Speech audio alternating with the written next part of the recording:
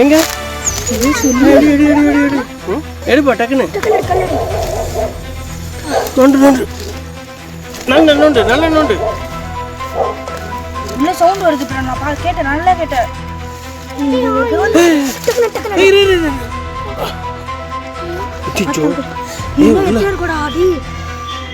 Wash பண்ண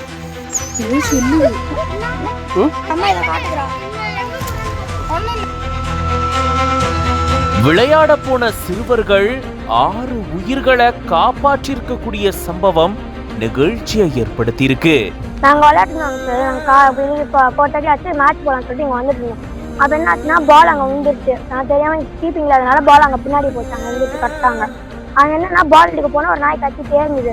அங்கே எது கட்டுன்னு சொல்லிட்டு நாங்கள் விட்டு வந்துட்டோம். அவங்க திரும்பி பால் எடுத்தோன்னா அது பார்க்கில் வந்துருச்சாங்க. எல்லாரும் பசங்க உட்காடுறாங்கன்னு சொல்லிட்டு அந்த பசங்க கிட்ட போச்சு நாய், ஏன்னா அவங்க வளர்க்குறதுனால.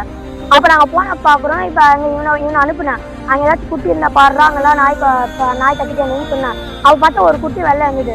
அந்த குட்டியை அடித்து பார்த்தோம். அங்கே என்னன்னா அந்த நாய் கடிக்க அப்படின்னு சொல்லிட்டு அங்கே கேட் லாக் பண்ணிட்டு இங்கே வந்தோம். இங்கே பார்த்தா அந்த நாய் வந்து இப்போ இங்கே கட்டிட்டு அந்த நாள் போனப்போ நாங்கள் எடுத்து பார்த்தா நாய் குட்டி இருந்தது. எடுத்து பார்த்தோன்னே அங்கே பார்த்தோம் என்ன அது மண்ணை ஆடிட்டே இருந்தது. என்னோட ஆடுதுன்னு போட்டு நான் நோண்டி பார்த்தா அங்கே ஃபுல்லாக நாய் குட்டியாக இருந்துச்சு.